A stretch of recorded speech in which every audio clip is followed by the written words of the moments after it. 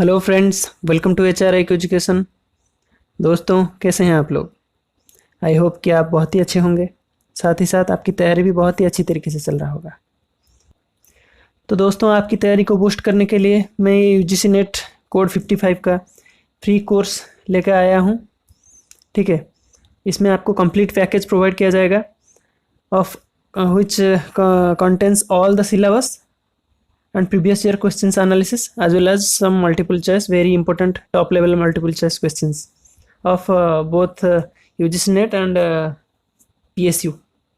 ठीक है, तो दोस्तों, आज का जो लेक्चर है, आज जो फ्री कोर्स का पहला लेक्चर है, सिलेबस आज हम स्टार्ट करेंगे यूनिट 1 से। तो यूनिट 1 से आज का लेक्चर में आपको डेवलपमेंट ऑफ मैनेजमेंट थॉट पढ़ाया जाएगा। तो दोस्तों, आप मुझसे जुड़ सकते हैं। मेरा नाम है SR साहू, ये है मेरा फेसबुक पेज और ये ट्विटर हैंडल का ID और ये सबसे इम्पोर्टेंट टेलीग्राम ग्रुप। इसको आप जल्द से जल्द ज्वाइन कीजिए, इसमें आपको बहुत ही बेनिफिट मिलेगा। साथ ही साथ आपको जो भी वीडियो का नोटिफिकेशन जल्द ही मिल जाएगा। ठीक है, तो दोस्तों आइए हम शुरू करते हैं डेवलपमेंट ऑफ मैनेजमेंट। तो ये जो मैनेजमेंट थॉट्स का जो डेवलपमेंट हुआ है, इसको हम 8 कैटेगरीज में डिवाइड करेंगे।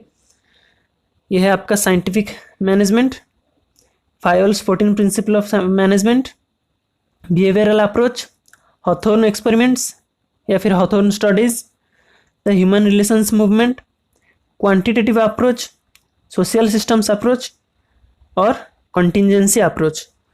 तो यहाँ पे आज का जो लेक्चर है, आज हम साइंटिफिक मैनेजमेंट और फायोल्स 14 प्रिंसिपल ऑफ मैनेजमेंट को फोकस करेंगे। तो ये दो आपका बहुत ही इंपॉर्टेंट है, बाकी सब भी इंपॉर्टेंट है पर ये दो आपका बहुत ही इंपॉर्टेंट है और थोड़ा लेंथी भी है, इसलिए आज का लेक्चर में ये दो ही मैं कवर कर रहा हूँ। नेक्स्ट जो लेक्चर होगा उसमें बाकी सारे जो 6 बाकी सारे हैं वो सब कवर किया जाएगा। ठीक है, तो चलिए शुरू करते हैं साइंटिफिक मैनेजमेंट। तो साइंटिफिक मैनेजमेंट आपका प्रोपाउंड किया था आपका FW Taylor, Frederick Winslow Taylor. तो इसीलिए उनको बोलते हैं हम फादर ऑफ साइंटिफिक मैनेजमेंट। तो ये एक्सपेरिमेंट किए थे 3 US कंपनीज में, इनका नाम है Bethlehem Steel, Midvale Steel and Simonds rolling machine. ठीक है, तो इनका जो एक्सपेरिमेंट हुआ था उसके हिसाब से ये एक कुछ प्रिंसिपल यहाँ पे दिए थे। There are 4 principles according to his experiments. तो उनका 4 प्रिंसिपल्स क्या है? Science not the rule of thumb. इसका मतलब क्या है? Always strive for new techniques. ठीक है, कभी भी कोई भी पुरानी टेक्निक में आपको सेटिस्फाई नहीं होना चाहिए। ऑलवेज आप अब हर वक्त आपको नई सोच लाना चाहिए ताकि ऑर्गेनाइजेशन प्रॉफिटेबल हो। ठीक है, तो नेक्स्ट है आपका हार्मोनी नॉट डिस्कॉर्ड। तो ऑर्गेनाइजेशन में आपका जो मैनेजर और एम्प्लॉय के बीच और एम्प्लॉयर और एम्प्लॉय के बीच जो कि रिलेशन है, वहाँ पे आपका हार्मोनी हमेशा मेंटेन होना चाहिए, कभी भी डिस्प्यूट नहीं होना चाहिए। अगर डिस्प्यूट होगा तो प्रोडक्शन आपका हमपर होगा और अगर आपका प्रोडक्शन हमपर होता है तो ऑर्गेनाइजेशन का लॉस होगा। तो इसी हिसाब से आपका अगर अच्छा रिलेशन अगर आपका मैनेजर एम्प्लॉय के बीच अगर बनकर रहेगा तो कभी भी प्रोडक्शन आपका हमपर नहीं होगा। उसी हिसाब से ऑर्गेनाइजेशन बहुत ही प्रॉफिटेबल में रहेगा। तो नेक्स्ट है आपका कोऑपरेशन नॉट इंडिविजुअलिज्म। तो यहाँ पे कोऑपरेशन का मतलब टीम वर्क। ठीक है, तो आपको टीम वर्क यहाँ पे मेंटेन करना चाहिए, सब लोग सबको हेल्प करना चाहिए। यहाँ पे कोई भी आपस में अगर डिस्प्यूट होगा, इसी का ये एक्सटेंशन है सेकंड पॉइंट का। तो अगर डिस्प्यूट होगा वहाँ पे कोऑपरेशन हमपर करेगा, वहाँ पे इंडिविजुअलिज्म ज़्यादा बढ़ेगा। ठीक है, पर्टिकुलर ग्रुप के बीच में ही होगा, डिफरेंट डिपार्टमेंट के बीच कोई भी हेल्प यहाँ पे नहीं होगा। तो अगर हेल्प नहीं होगा, अगर टीम वर्क नहीं होगा तो ऑर्गेनाइजेशन का प्रोडक्शन यहाँ पे हमपर हो सकता है। इसलिए ये पॉइंट आपका प्रिंसिपल में है। तो नेक्स्ट है आपका development of each and everyone in his और हर ग्रेटेस्ट एफिशिएंसी एंड प्रॉस्पेरिटी। तो सबका यहाँ पे डेवलपमेंट होना चाहिए, जिसका भी जितना भी कैपेबिलिटी है उसको हम डेवलप करना चाहिए, सबको स्कोप देना चाहिए। उसी हिसाब से ऑर्गेनाइजेशन आगे जाएगा और बहुत ही प्रॉफिटेबल होगा। तो ये जो प्रिंसिपल है, इसका जो भी जिस्ट निकल के आया उसके हिसाब से अगर productivity is directly proportional to organizational profit, जितना प्रोडक्टिविटी होगा उतना ही आपका ऑर्गेनाइजेशनल प्रॉफिट होगा। ये तो जाहिर सी बात है। तो अगर ऑर्गेनाइजेशन प्रॉफिट भी ज़्यादा हो रहा है तो उसी हिसाब से आपको एम्प्लॉय का पेमेंट भी देना चाहिए, क्योंकि ऑर्गेनाइजेशन का जो प्रोडक्शन है, प्रोडक्टिविटी है, उसको बढ़ाने के लिए सबसे ज़्यादा किसका आपका है हाथ? सबसे ज़्यादा एम्प्लॉय का हाथ है। तो नेक्स्ट है आपका टेक्निक्स ऑफ साइंटिफिक मैनेजमेंट। तो प्रिंसिपल्स क्या है? टेक्निक्स में आपका 6 टेक्निक्स है। पहला है आपका मेथड स्टडी। तो मेथड स्टडी में बेस्ट वे, जो भी पर्टिकुलर या फिर कोई भी स्पेसिफिक जॉब है उसको हासिल करने के लिए, उसको कंप्लीट करने के लिए सबसे बेस्ट वे क्या है जो कि कॉस्ट इफेक्टिव है। ठीक है, सबसे best way, cost effective and also more efficient way, सबसे बेस्ट वे हमको निकालना चाहिए। ठीक है, तो मेथड स्टडी इसमें आपको हेल्प करता है। नेक्स्ट है आपका टाइम स्टडी। टाइम स्टडी, सबसे कम समय में हम कोई भी काम अगर कर दें तो वो ऑर्गेनाइजेशन के लिए ज़्यादा प्रॉफिटेबल रहेगा। ठीक है, तो कम समय में अगर कुछ काम करें, कोई भी पर्टिकुलर वर्क अगर हम कम समय में करते हैं तो कम समय में हमको जितना भी टाइम, स्पेसिफिक टाइम है, उतने समय में हमको ज़्यादा प्रोडक्टिविटी मिलेगा। तो टाइम स्टडी से भी हमका जो ऑर्गेनाइजेशन का प्रोडक्टिविटी बढ़ता है। ठीक है, तो नेक्स्ट है आपका motion study. Motion study reduces the unnecessary movements. Motion study is all about motions और मूवमेंट्स। मतलब हम काम पे अगर कोई भी अननेसेसरी मूवमेंट्स करते हैं, अगर एक प्लेस में हमारा काम है, हमको दूसरे प्लेस में जाना पड़ता है, तो वो टाइम पे, वो जो टाइम है वो सब हमारा अननेसेसरी मूवमेंट में चला जाता है। तो उसको बचाने के लिए मोशन स्टडी आपको चाहिए। तो अननेसेसरी मूवमेंट्स अगर रिड्यूस कर देंगे तो ज़्यादा टास्क ज़्यादा स्पीड से हम कर पाएंगे। ठीक है, तो नेक्स्ट है आपका फैटिग स्टडी। तो फैटिग स्टडी आपका टायर्डनेस, जो भी आपका काम करते हैं टायर्डनेस के रिलेटेड है। अगर आप ज़्यादा समय तक काम करते हैं तो बीच बीच में आपको रेस्ट इंटरवल चाहिए, गेट रीड ऑफ टायर्डनेस। ठीक है, तो फैटिग स्टडी में आपको कितना रेस्ट इंटरवल चाहिए एक पर्टिकुलर जॉब को करने के लिए, कितना और किस इंटरवल में आपको रेस्ट इंटरवल चाहिए, उसी हिसाब से फैटिग स्टडी आपको हेल्प करता है जो रेस्ट इंटरवल है उसको डिटरमाइन करने के लिए। ठीक है, तो नेक्स्ट है आपका स्टैंडर्डाइजेशन एंड सिंप्लीफिकेशन। तो यहाँ पे एक बेंचमार्क या फिर स्टैंडर्ड सेट किया जाता है एवरी इंडस्ट्रियल एक्टिविटी के लिए। जो भी ईच इंडस्ट्रियल एक्टिविटी आपका हो रहा है उसके लिए आपको एक बेंचमार्क या फिर स्टैंडर्ड सेट किया जाता है according to the standardization process. उसी स्टैंडर्ड के हिसाब से आपको काम करना है। तो सिंप्लीफिकेशन क्या है?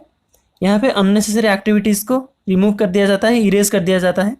ठीक है, so as to reduce the cost. तो सिंप्लीफिकेशन स्पेशली कॉस्ट को कम करने के लिए, कॉस्ट फॉर प्रोडक्शन को कम करने के लिए यहाँ पे सिंप्लीफिकेशन का यूज़ किया जाता है, स्पेशली सिंप्लीफाई किया जाता है इन ए सिंपलर टर्म। ठीक है, तो नेक्स्ट लास्ट टर्म है आपका फंक्शनल फोरमैनशिप। तो फंक्शनल फोरमैनशिप आपको टेलर ही दिए थे, उसके हिसाब से जो भी प्रोडक्शन है आपका 2 पार्ट में आपका डिवाइड किया गया है। एक है आपका प्लानिंग फंक्शन, दूसरा है आपका प्रोडक्शन फंक्शन। तो प्लानिंग फंक्शन क्या है? यहाँ पे प्लानिंग फंक्शन में भी 4 एक्सपर्ट्स यहाँ पे अपॉइंट किया गया है। एक है आपका instruction card clerk, route clerk, time and cost clerk, disciplinarian. ये आपका प्लानिंग फंक्शन में। और प्रोडक्शन फंक्शन में आपका क्या है? यहाँ पे भी 4 एक्सपर्ट्स हैं, speed boss, repair boss, gang boss, inspector.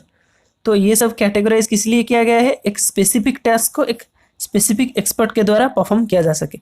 उसी हिसाब से अगर कोई स्पेसिफिक टास्क को एक स्पेसिफिक एक्सपर्ट परफॉर्म करता है तो उस टास्क बहुत ही अच्छे तरीके से आपका होगा और साथ ही साथ आपका प्रोडक्टिविटी हम पर नहीं होगा, प्रोडक्टिविटी इंक्रीज करेगा और ऑर्गेनाइजेशन का बहुत ही प्रॉफिट होगा इस केस में। ठीक है, तो उसी हिसाब से ये कैटेगराइज किया गया है। तो ये आपका हो गया जो भी फंक्शनल फोरमैनशिप था, और टेलर का साइंटिफिक मैनेजमेंट यहीं पे आपका ख़त्म होता है।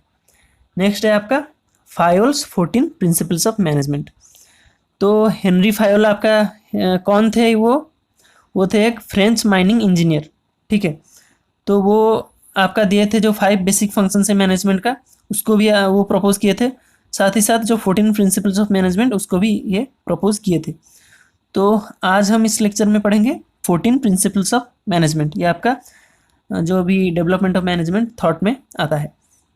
तो इसका स्पेशली ये जो टर्म है वही टर्म हमको याद रखना है, इसका मीनिंग मैंने साइड में दे दिया है। ठीक है, तो पहला आपका है डिवीज़न ऑफ वर्क। तो different works to different specialist managers. तो इससे पहले जो हम लोग पढ़े थे फंक्शनल फोरमैनशिप में, इसमें भी वही हो रहा है, different works to different specialist managers. कोई अगर मैनेजर कोई पर्टिकुलर फील्ड में स्पेशलिस्ट है, उसके हिसाब से उनको वर्क देना चाहिए, उसी हिसाब से आपका प्रोडक्टिविटी इंक्रीज होगा। तो नेक्स्ट है आपका अथॉरिटी एंड रिस्पॉन्सिबिलिटी। तो एक मैनेजर का अथॉरिटी ये है कि उसके पास पावर है, कोई भी कमांड कोई भी ऑर्डर वो दे सकता है, ठीक है भाई, जो भी सबऑर्डिनेट है उनको वो ऑर्डर दे सकता है। तो उसी हिसाब से उसका ये रिस्पॉन्सिबिलिटी भी है कि अगर वो कोई डिसीजन लेता है तो उसका कॉन्सिक्वेंसेस, उसका इफेक्ट क्या होता है, उसके ऊपर मैनेजर के ऊपर भी वही रिस्पॉन्सिबिलिटी है। तो उसके पास दोनों है, एक अथॉरिटी और एक रिस्पॉन्सिबिलिटी, ठीक है। तो नेक्स्ट है आपका डिसिप्लिन। तो डिसिप्लिन आपका स्मूथ फंक्शनिंग के लिए काम किया जाता है यहाँ पे। डिसिप्लिन, इसको ज़्यादा समझने की ज़रूरत नहीं है, बस टर्म्स आपको याद रख लेना चाहिए। तो नेक्स्ट है आपका यूनिटी ऑफ कमांड। तो यूनिटी ऑफ कमांड तो एक ऑर्डर देता है सुपीरियर किसको, अपने सबऑर्डिनेट को। तो यहाँ पे आपका कोई इमीडिएट सुपीरियर अगर है, कोई इमीडिएट सुपीरियर, वही आपको ऑर्डर दे सकता है, और यही प्रॉपर जो चेन है वो एंड तक मेंटेन होना चाहिए, ठीक है। प्रॉपर चेन ऑफ कमांड इसको हम बोलेंगे। मतलब अगर कोई बहुत ही सीनियर सुपीरियर, वो आपको ऑर्डर नहीं दे सकता, वो उसके इमीडिएट सबऑर्डिनेट को दे सकता है, और आपका इमीडिएट सुपीरियर आपको दे सकता है, ठीक है। इसी को हम बोलते हैं यूनिटी ऑफ कमांड, यही आपका मेंटेन होना चाहिए। तो नेक्स्ट है आपका यूनिटी ऑफ डायरेक्शन। तो इस हिसाब से यहाँ पे कंपैटिबल होंगे इंडिविजुअल गोल्स और ऑर्गेनाइजेशनल गोल्स, साथ ही साथ डिपार्टमेंटल गोल्स और ऑर्गेनाइजेशनल गोल्स। अगर आपका इंडिविजुअल गोल्स और ऑर्गेनाइजेशनल गोल्स आपका कंपैटिबल हो गया, अगर आपका सिमिलर हो गया, अगर ये दोनों गोल्स मिल गए, तो यहाँ पे प्रॉफिट ही प्रॉफिट है ऑर्गेनाइजेशन को, क्योंकि यहाँ पे इंडिविजुअल भी सेटिस्फाई होता है, ईच वर्कर आपका सेटिस्फाई होता है, और अगर ईच वर्कर सेटिस्फाई होता है, यहाँ पे एफिशिएंसी बढ़ता है और प्रोडक्टिविटी बढ़ता है, साथ ही साथ ऑर्गेनाइजेशन गोल भी फुलफिल होता है। तो नेक्स्ट है आपका डिपार्टमेंटल गोल्स। अगर कोई डिपार्टमेंट का गोल भी फुलफिल हो रहा है, साथ ही साथ ऑर्गेनाइजेशनल गोल भी फुलफिल हो रहा है, सिमिलर है, सिमिलरिटी दोनों में है, कंपैटिबल है, तो वहाँ पे भी ऑर्गेनाइजेशन का प्रॉफिट होगा, साथ ही साथ डिपार्टमेंट का भी प्रॉफिट होगा। तो नेक्स्ट है आपका subordination of individual interest to general interest. तो इस केस में आपका ऑर्गेनाइजेशनल इंटरेस्ट सबसे बड़ा होना चाहिए, ठीक है।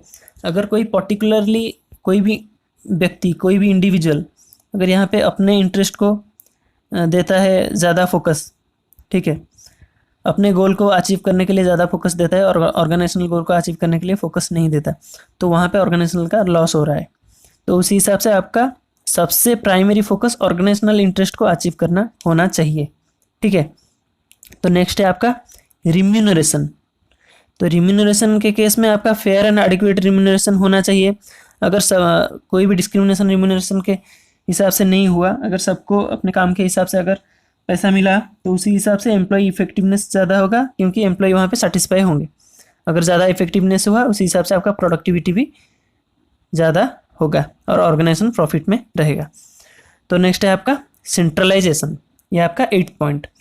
तो सेंट्रलाइजेशन मतलब एक जो पावर होता है उसको एक सेंटर में लाना, मतलब ज़्यादा अथॉरिटी मत देना वर्कर को, ये हुए है आपका सेंट्रलाइजेशन, ठीक है। और डिसेंट्रलाइजेशन मतलब वर्कर को भी कुछ अथॉरिटी देना है आपको, मैनेजर को भी देना है, और टॉप लेवल अथॉरिटी के पास भी रहना है। ये आपका डिसेंट्रलाइजेशन मतलब अथॉरिटी जो है आपका डिवाइड हो जाता है, डिस्ट्रीब्यूट हो जाता है डिसेंट्रलाइजेशन में। तो यहाँ पे मैनेजमेंट को डिसाइड करना पड़ता है, जो कि नेचर ऑफ वर्क है उसी हिसाब से कितने लेवल का आपका सेंट्रलाइजेशन या डिसेंट्रलाइजेशन होगा, ठीक है। तो नेक्स्ट है आपका स्कालर चेन। तो स्कालर चेन आपका क्या है, वही जो ऑर्डर ऑफ कम्युनिकेशन है उसी को हम मेंटेन करना पड़ेगा थ्रू प्रॉपर चैनल और अथॉरिटी इन हायरार्ची। एक जो टॉप टू बॉटम या फिर बॉटम टू टॉप, उसको हमको मेंटेन करना चाहिए, ऑर्डर ऑफ कम्युनिकेशन। तो नेक्स्ट है आपका ऑर्डर के हिसाब से आपका everything should be in proper order to achieve the goal more effectively. तो यहाँ पे right people at the right place at the right time होना चाहिए, ठीक है। एक प्रॉपर ऑर्डर को मेंटेन करने के लिए। तो नेक्स्ट है आपका इक्विटी। इक्विटी मतलब कोई भी डिस्क्रिमिनेशन यहाँ पे नहीं होना चाहिए। किस आधार पे आपका सेक्स हो गया या फिर रिलीजन हो गया या फिर कोई रीजनल बेसिस पे हो गया, उसी हिसाब से आपको कोई भी डिस्क्रिमिनेशन नहीं होना चाहिए, आपका इक्विटी मेंटेन होना चाहिए।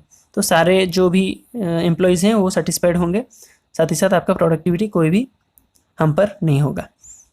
और नेक्स्ट है आपका stability of tenure of personal, मतलब जॉब सिक्योरिटी।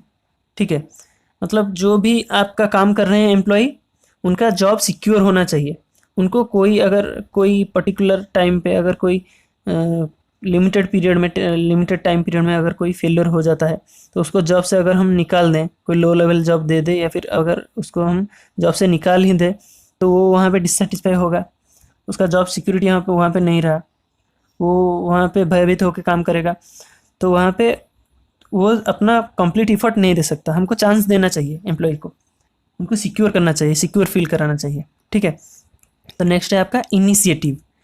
तो इनिशिएटिव का मतलब एम्प्लॉय को स्कोप देना चाहिए, कि स्कोप या फिर फ्रीडम यहाँ पे देना चाहिए कि वो अपना जो भी नया नया इनिशिएटिव, नया नया थिंकिंग्स वो ला रहे हैं, वो अपना थिंकिंग्स लाएं, अपना इनिशिएटिव्स यहाँ पे दे। तो उसका भी जो भी अगर कहीं पे इनिशिएटिव्स का कहीं प्रॉफिट वहाँ पे मिलता है तो वो प्रॉफिट आपका ऑर्गेनाइजेशन को ही मिलेगा। तो उसी हिसाब से उनको रिवॉर्ड भी मिलेगा, जो भी एम्प्लॉय कोई नया इनिशिएटिव लाया है, फ्रूटफुल इनिशिएटिव। ठीक है, तो लास्ट आपका है स्पिरिट डी कॉर्प्स। इसका मतलब है आपका टीम स्पिरिट। ठीक है, मतलब टीम वर्क। तो यहाँ पे डिवाइड एंड रूल काम नहीं करेगा, उसको अवॉइड करना चाहिए। टीम वर्क सबसे ज़्यादा इम्पोर्टेंट यहाँ पे है, और कम्युनिकेशन यहाँ पे होना चाहिए। अगर कहीं पे भी मिसअंडरस्टैंडिंग हो गया है, वहाँ पे प्रॉपर वर्बल कम्युनिकेशन होना चाहिए उस मिसअंडरस्टैंडिंग को रिमूव करने के लिए। तो तभी आपका टीम वर्क बढ़ेगा और ऑर्गेनाइजेशन यहाँ पे प्रॉफिटेबल होगा। तो दोस्तों, आज का जो सेक्शन है वो हमारा यूनिट 1 का स्टार्टिंग है। तो नेक्स्ट हम पढ़ेंगे जो भी इसका 6 मेथड्स जो भी रह गया आपका डेवलपमेंट ऑफ मैनेजमेंट थॉट्स का, वो नेक्स्ट वीडियो में हम पढ़ेंगे। आज के लिए इतना ही। Hope you like the video, और अगर मेरे चैनल पर आप नए आए हैं तो ज़रूर सब्सक्राइब कीजिए चैनल को, और साथ ही साथ बेल आइकन को ज़रूर दबाइए, और मेरे जो वीडियो है उसको ज़्यादा से ज़्यादा शेयर कीजिए अपने दोस्तों के साथ। तो दोस्तों, आज के लिए इतना ही। Thank you.